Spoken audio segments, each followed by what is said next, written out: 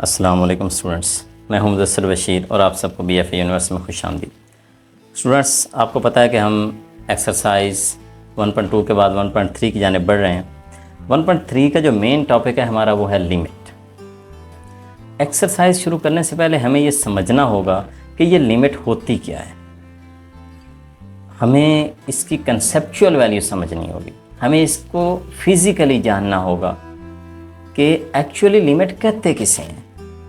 और जब हमें इसका पता चल जाएगा कि लिमिट कहते किसे हैं, तो फिर हमें इसके मेथड सीखने होंगे कि how to evaluate the limits निकाली कैसे जाती हैं।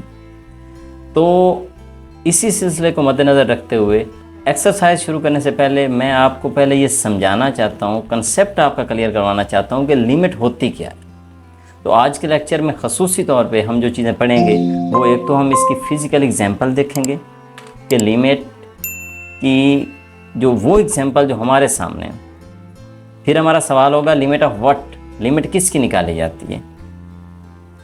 फिर एक और क्वेश्चन होगा व्हाई लिमिट, हम लिमिट क्यों निकालते हैं। और फिर मेरा क्वेश्चन होगा आज का लास्ट, व्हाट इज़ लिमिट, कि लिमिट क्या है। ये कुछ क्वेश्चंस हैं जिनको मैं आज कवर करने की कोशिश करूंगा। और एंड पे मैं आपको दो टर्म भी सिखाता जाऊंगा कि x अप्रोचेस टू ज़ीरो का क्या मतलब है और x अप्रोचेस टू इन्फिनिटी का क्या मतलब है।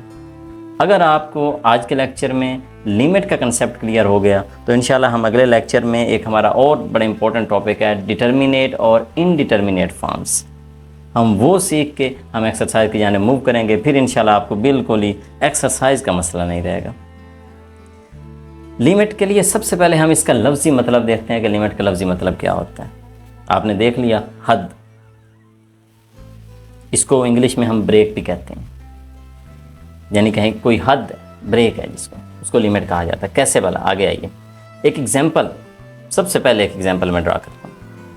मैंने यहाँ फिजिकल एग्जांपल में सबसे पहले लिख रखा है व्हेन वी से, जब हम कहते हैं I drank a glass of water, कि मैंने पानी का एक गिलास पिया। यानी कि ये मेरे पास एक पानी का गिलास है, तो ये गिलास पानी का मैं पी लेता हूँ। पानी का गिलास मैंने पी लिया, तो अब मैं आपको कह रहा हूँ कि मैंने पानी का गिलास पिया है। एक्चुअली यहीं तो मैं लिमिट का इस्तेमाल कर रहा हूँ, क्योंकि मैंने एक्चुअली गिलास ऑफ वाटर नहीं पिया। मैंने एक्चुअली एक गिलास से थोड़ा सा कम पानी पिया है। एक्चुअली आप लोग इसे गौर से देखें तो आपको नज़र आएगा कि ये गिलास के अंदर पानी के बहुत सारे कतरे मौजूद हैं। आपको यहाँ साइड से नज़र आएगा ये कि गिलास के अंदर अभी कुछ कतरे हैं जो मौजूद हैं। इसका मतलब मैंने पूरा गिलास तो नहीं पिया, लेकिन मैंने आपको ये कहा कि मैंने पानी का गिलास पी लिया। लेकिन अब मैं इससे कम कैसे कहता आपको, कि मैं कैसे कहता कि मैंने इतना गिलास से थोड़ा सा कम पिया, मैं कह ही नहीं सकता था। तो मैंने एक्चुअली आपको लिमिटिंग वैल्यू में कहा, क्योंकि मैक्सिमम जो पानी इसमें आ सकता था वो तो एक गिलास था। अब मैंने जो पिया वो ऑलमोस्ट मैंने पिया गिलास ही है, लेकिन चंद कतरे हैं जो रह गए हैं जो मैंने नहीं पिए, क्योंकि वो नहीं आए, वो गिलास के साथ लग गए, उसकी दीवार के साथ लग गए कोहेसिव फोर्स की वजह से। तो ये बात कि जब आप अपनी कोई बात करना चाहते हैं और आप बिल्कुल किसी चीज़ के करीब होते हैं, लेकिन आप करीब तर नहीं बता सकते, आप उससे अगला पॉइंट बताते हैं। जिस तरह मैंने आपको बताया कि मैंने गिलास ऑफ वाटर पिया, हालांकि एक्चुअली मैंने गिलास ऑफ वाटर नहीं पिया। तो ये लिमिट है कि मैंने आपको एक्चुअली अपने पानी की लिमिटिंग वैल्यू बता दी थी कि मेरे पास इतना टोटल पानी था और मैंने पिया, लेकिन ऑलमोस्ट मैंने पिया। तो लिमिटिंग वैल्यू हमेशा एक अप्रोचिंग वैल्यू होती है, वो एग्जैक्ट वैल्यू कभी भी नहीं हुआ करती।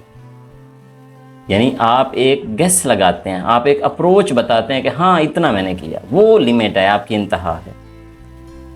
एक और एग्जांपल मैंने यहाँ रखी है, क्रैक इन अ रिंग, कि आपके पास एक अंगूठी है, उसमें क्रैक आ गया, दरार आ गई उसके अंदर। ये मिसाल मैंने जानबूझ के रखी है। इस मिसाल की एक बड़ी इंपॉर्टेंस है, आगे एक नुक्ता है लिमिट को समझाने में, ये मैं बाद में आपको करवाता हूँ एक साथ, ये वाला एग्जांपल। एक और एग्जांपल मैंने यहाँ लिखी है, रिमेन इन योर लिमिट्स। हम अक्सर कहते हैं, किसी को हम कह रहे होते हैं कि अपनी हद में रहो, तो जब हम उसे कह रहे होते हैं ना अपनी हद में रहो, यानी हम उसे कह रहे हैं अपनी लिमिट में रहो। तो ये जो हम उसे लिमिट कहते हैं, लिमिट हम क्यों कह रहे हैं उसे? एक्चुअली हम उसे कह रहे होते हैं कि आपका जो इख्तियार है ना, अपने इख्तियार के अंदर रहकर काम करें, उससे बाहर ना जाएं। तो वो उसके इख्तियार की एक बाउंड्री होती है। तो वो जो बिल्कुल बाउंड्री लाइन है, जहाँ अगर उसने बाउंड्री लाइन को टच भी किया तो क्या होगा भला? वो आउट हो जाएगा। दूसरे लफ्ज़ों में देखें, एक हम गेम खेल रहे होते हैं कोई भी, और वो बाज़ औक़ात हमारे पास स्नैक गेम होती है, तो स्नैक गेम में भी यही होता है ना, तो वो एक बाउंड्री बनी होती है, आपको याद होगा। तो वो इस तरह की एक बाउंड्री होती है, वो अंदर स्नैक चल रहा होता है।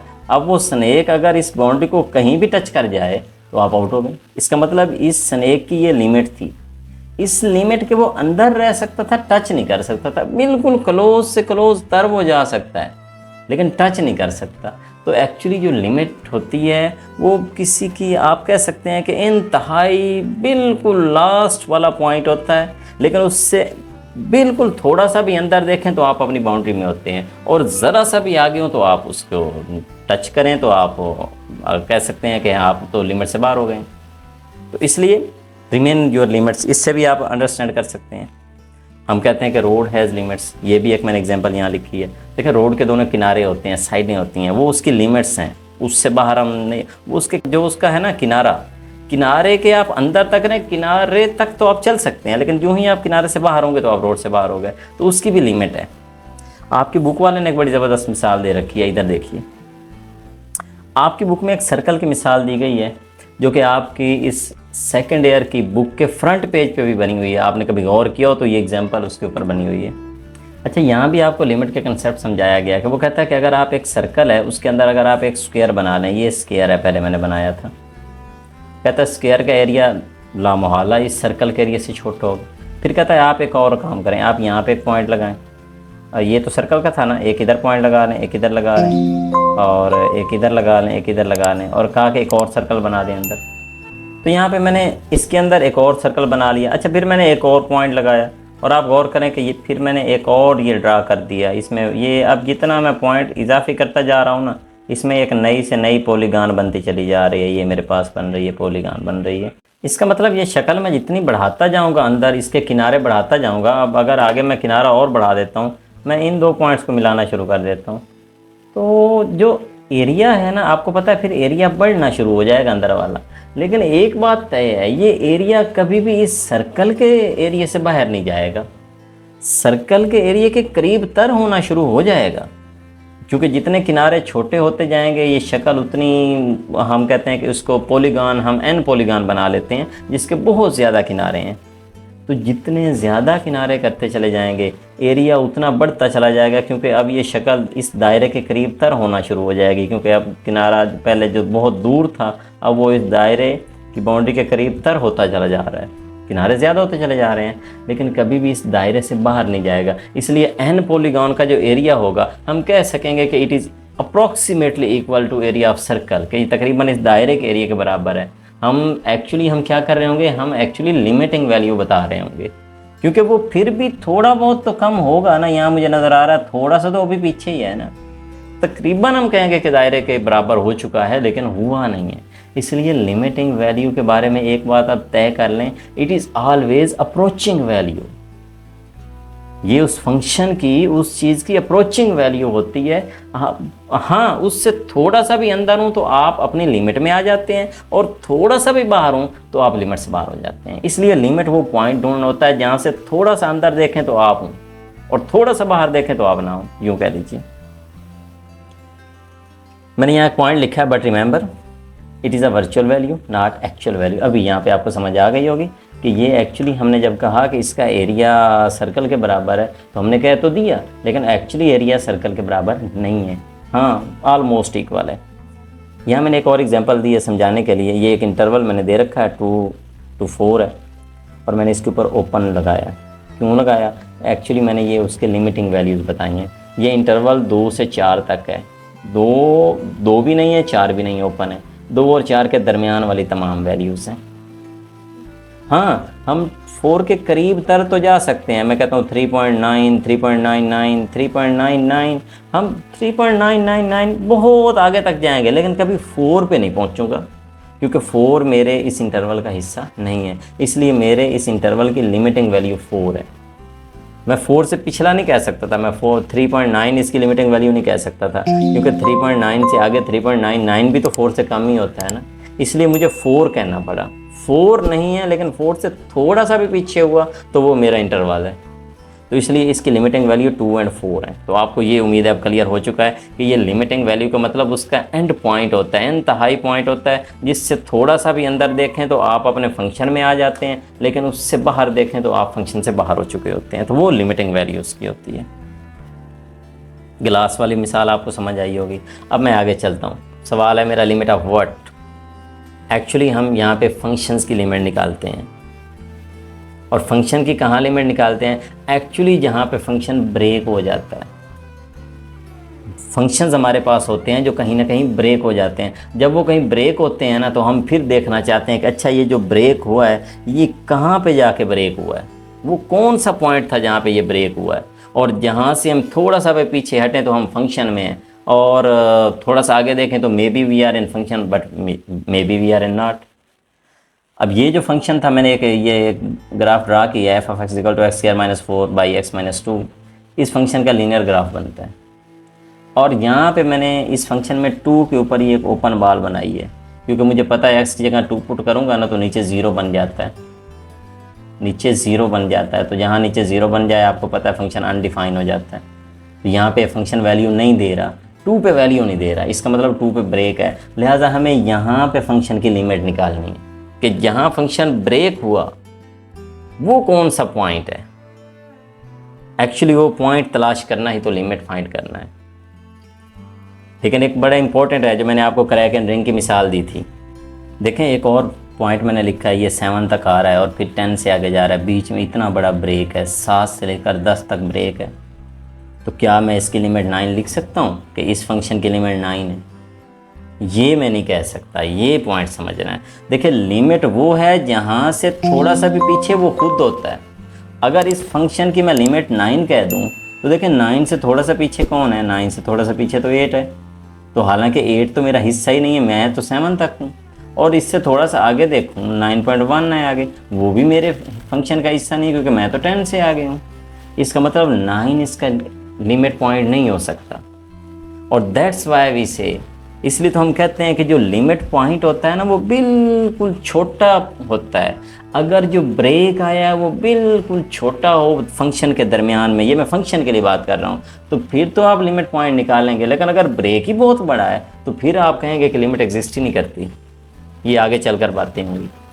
That's why crack in a ring, जब आपने देखा कि आपकी रिंग में एक दरार आ गई थी, अगर दरार छोटी सी थी तो हम कहेंगे ये लिमिटिंग वैल्यू है, हम सुनार के पास जाएंगे, उसे कहेंगे वो सेट कर देगा। लेकिन अगर बहुत बड़ी दरार आ गई है, अंगूठी आधी आधी हो गई है, तो फिर लिमिट तो ना रही, फिर तो वो टूट गई, अब तो आपको नहीं बनवानी पड़ेगी। तो दैट्स वाई लिमिट के बारे में ये भी है कि स्मॉल ब्रेक है तो फिर आप उसकी लिमिट निकालेंगे। अदरवाइज क्योंकि वो बाउंड्री होती है, उस बाउंड्री से आगे निकले तो आप आउट, यूँ कहिए। अब यहाँ देखें मैं 7 से आगे बढ़ा तो ये तो गैप था, इसका मतलब मैं गैप में फिर रहा हूँ, मैं आगे तो किसी के एरिया में नहीं दाखिल हुआ, तो फिर मेरी लिमिट तो फिर तो मेरी ये सारी लिमिट है। इस तरह मैं देखूँ तो लिमिटिंग पॉइंट के लिए ये है कि वो बिल्कुल स्मॉल गैप है। एक और मिसाल मैंने दी है, इंडिया पाक की मिसाल मैंने दी है। देखें इंडिया और पाकिस्तान के दरमियान ये बॉर्डर है, इस बॉर्डर को देखें।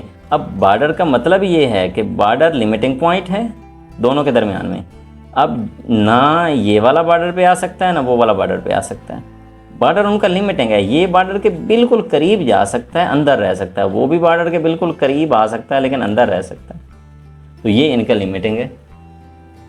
लेकिन अगर यहाँ पे गैप होता, बॉर्डर के साथ इतनी जगह खाली पड़ी होती और फिर इंडिया शुरू होता, तो फिर ये वाला इंडिया का लिमिटिंग पॉइंट नहीं होना था। पाकिस्तान और इंडिया के दरमियान ये लिमिटिंग पॉइंट नहीं बनना था, क्योंकि पाकिस्तान वाला तो फिर अगर यहाँ तक, अगर हम कहते हैं कि इंडिया यहाँ से शुरू हो रहा है तो पाकिस्तान का ये बॉर्डर तो फिर बेमानी है, पाकिस्तान तो फिर यहाँ भी आ सकता है। फिर इसका लिमिटिंग पॉइंट ये बनना था, फिर ये हो ही नहीं सकता, क्योंकि फिर ये तो बीच में खाली जगह पड़ी है, ये भी आ सकता है यहाँ पे, ये वाला भी फिर उधर जा सकता है खाली जगह पर। इसलिए लिमिटिंग पॉइंट के लिए शर्त है कि वो बिल्कुल ओनली 1 पॉइंट हो, और उससे आगे देखें तो अगला पार्ट और पीछे देखें तो खुद, ये लिमिटिंग होती है। और अगला क्वेश्चन है मेरा कि वाई लिमिट, लिमिट क्यों निकालते हैं? देखिए लिमिट इसलिए निकालते हैं ताकि उस पॉइंट का पता तो चले कि ब्रेक आया कहाँ पे।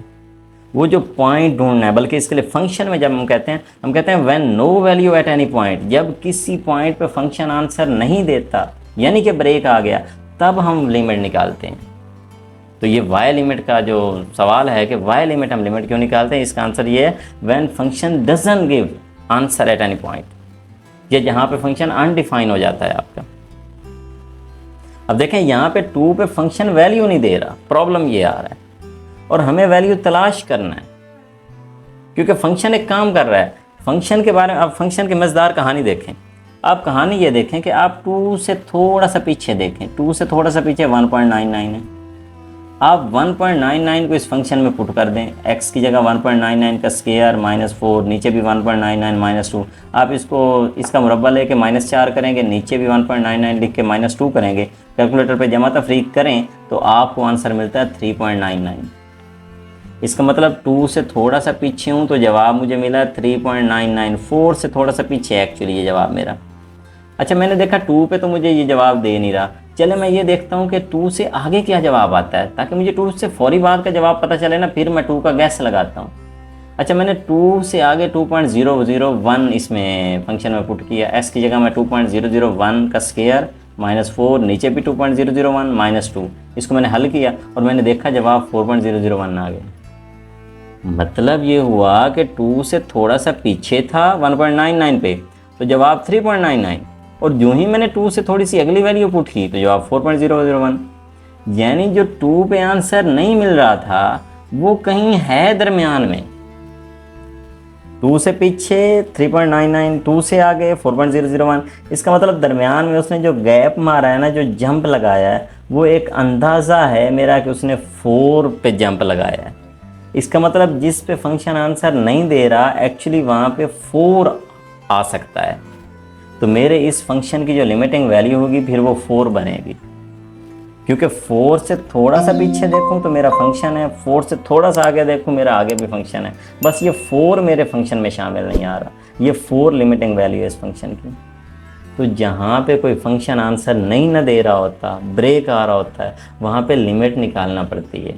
एक्चुअली ये जो लिमिट्स की टेक्निक्स हैं ना, हमारे पास टेक्निक्स हैं, ये हमने बनाई ही इसलिए हैं क्योंकि वहाँ फंक्शन तो जवाब नहीं देता, लेकिन हम गेस मारते हैं कि वहाँ पे जवाब हो क्या सकता था। देखिए, डायरेक्ट पुट करने से नहीं ना जवाब आता, यही प्रॉब्लम है। अब फॉर एग्जांपल हम कहें कि जी देखें अगर वो जवाब तो फिर इसमें पुट करके हम निकाल ही लेते, कौन सा मसला था। मैं कहता हूँ देखें अगर मैं पुट करता ना f(x) = x² -4 और नीचे x -2, अगर इसमें 2 पुट करता तो प्रॉब्लम पता क्या आता है, ये x की जगह 2 पुट किया, 2 का स्क्वायर -4, नीचे 2 -2, ऊपर 4 -4, नीचे 0, ऊपर भी 0, नीचे भी, फंक्शन ने तो 0/0 कह दिया, हालांकि जवाब यहाँ पे 4 आ रहा है।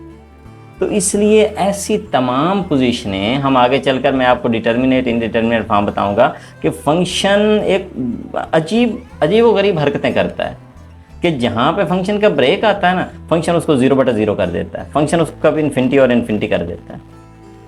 तो लेकिन इसके अंदर बहुत सा जवाब छुपे पड़े होते हैं, पता कौन सा जवाब है। जैसे कि अभी अभी हमने ढूंढा कि एक्चुअली इस पे आता 4 है, क्योंकि 2 से पीछे 3.99 है, 2 से आगे वो 4.001 है। इसका मतलब बीच में कहीं है 4, लेकिन फंक्शन नहीं बता रहा था, फंक्शन कहता 0 तो इसलिए जब फंक्शन इस तरह की हरकतें करता है तो फिर हम लाते हैं लिमिट का तरीका, हम लिमिट की टेक्निक्स लाते हैं और उससे हम ढूंढते हैं कि यहाँ पे असल में कौन सा जवाब आना था, जो आगे चलकर हमारे क्वेश्चन हैं। आप हर सवाल को देखिएगा, फंक्शन जो भी आपको सवाल दिया जाएगा ना, वो हर फंक्शन ब्रेक वाला होगा वो सवाल, और वो कभी 0/0 करेगा, कभी इन्फिनिटी और इन्फिनिटी करेगा, और 7 इनडिटर्मिनेट फॉर्म्स हैं, उनमें से कोई ना कोई एक बनाएगा। तो जो ही वो बनाएगा हमें समझ आ जाएगी कि फंक्शन तो कोई हरकत कर रहा है, इसका मतलब हमें कोई मेथड लगाना है, हमें जवाब खुद ढूंढना है। फंक्शन कुछ भी जवाब 0/0 में कुछ भी छुपा हुआ हो सकता है। अगर आपको ये बात अब क्लियर हो चुकी है कि लिमिट क्या है, लिमिट किसकी निकाली जाती है, वाई लिमिट क्योंकि फंक्शन हरकतें करता है, यूँ कह लीजिए, तो मैं आपके आखिरी आज के पॉइंट की जाने बढ़ता हूँ कि ये 2 टर्म्स अप्रोचेज टू 0 और अप्रोचेज टू इन्फिनिटी का क्या मतलब है। ये दोनों टर्म्स बहुत अहम हैं। पहले मैंने डेफिनेशन लिख दिया व्हाट इज़ लिमिट की। Value of a function very close to some point, किसी भी पॉइंट के बिल्कुल करीब जो वैल्यू है उसको लिमिट कहते हैं। अभी हमने निकाला था कि बिल्कुल 2 के करीब 3 जो वैल्यू जा रही है, अप्रोचिंग वैल्यू। अब 4 आ तो नहीं रहा, लेकिन अप्रोच टू 4 हो रहा था। और इसको पढ़ते इस तरह, limit of function as x approaches to a, कि जब हम 2 के करीब जा रहे थे तो जवाब 4 के करीब जा रहा था, एफ ऑफ ए, तो उसमें ए पुट करते हैं। अब ये जो फ्रेज़ है ना, एक्स अप्रोचेस टू 0, इसका मतलब क्या है? देखिए आपके पास एक टर्म्स है एक्स इक्वल टू 1, 1/2, 1/4, 1/8, 1/16। तो इसमें हम देखना चाहते हैं कि x कैसे अप्रोच टू 0 करता है।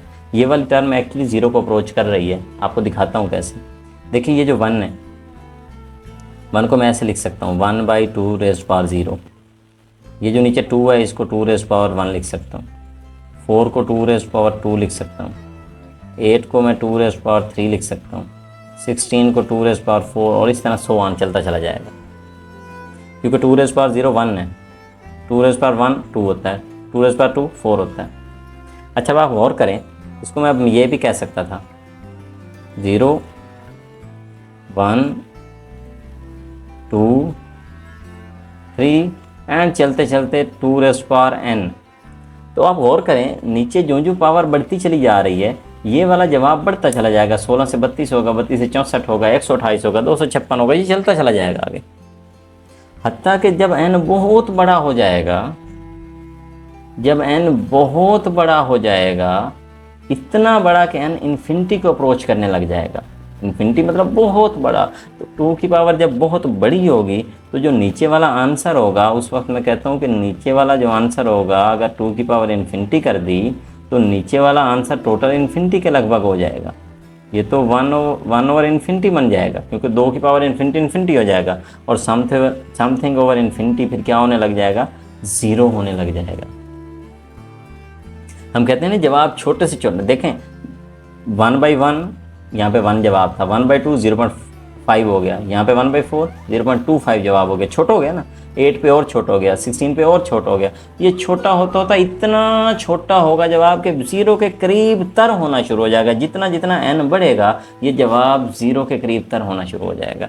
दैट्स वाई वी से, हम कहते हैं कि जूँ जूँ ये n बढ़ना शुरू हो रहा है ना, हमारा x क्या कर रहा है? x is approaching to 0 as n approaches to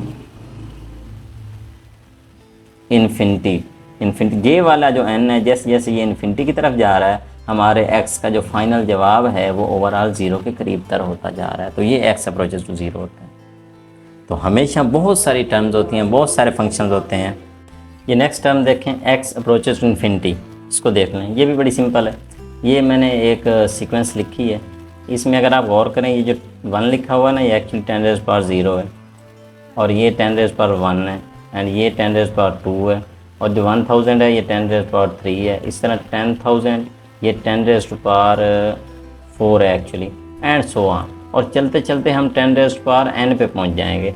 तो आपको ये पता है कि जो जो हम अब पावर बढ़ा रहे हैं ना, अब की बार जो जो पावर बढ़ रही है, ये जवाब बड़ा हो रहा है। 2 पे 100, 3 पे 1000, 4 पे 10,000, इस तरह 5 पे हम 1 लाख पे चले जाएंगे, 10 लाख पे चले जाएंगे, और ये बढ़ते बढ़ते जो जो ये पावर बढ़ेगी ना, नंबर इतना बड़ा हो जाएगा कि वो बहुत बड़ा हो जाएगा, जिसको हम कहेंगे कि ये ऑलमोस्ट इन्फिनिटी होता चला जा रहा है। तो इन्फिनिटी हमेशा अप्रोचिंग होता है, क्योंकि वो कोई नंबर तो होता नहीं है। तो इसलिए हम कह सकते हैं कि x is approaching to infinity as, ये वाली जो पावर है, जैसे जैसे n अप्रोच कर रही है इन्फिनिटी को, तो जैसे जैसे n इन्फिनिटी को अप्रोच कर रहा है तो x भी इन्फिनिटी को अप्रोच कर रहा है। यानी जैसे जैसे n बहुत बड़ा हो रहा है तो x भी बड़ा हो रहा है। तो इसलिए ये इसका मतलब है x अप्रोचेज टू इन्फिनिटी।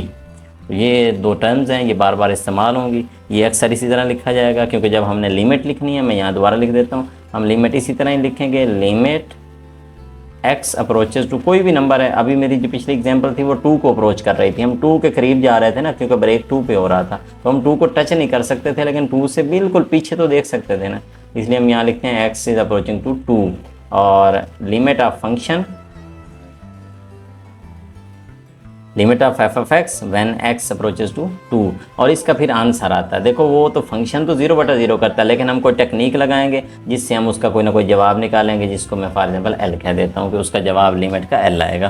कुछ भी जवाब आ सकता है, वो हमारे पास मुख्तलिफ टेक्निक्स होंगी जिनकी मदद से हम वो जवाब निकालेंगे। तो इंशाल्लाह अगले लेक्चर में बढ़ते हैं, इसकी वो फॉर्म देख लेते हैं जिसमें डिटर्मिनेट और इनडिटर्मिनेट फॉर्म है, और उसके बाद एक्सरसाइज।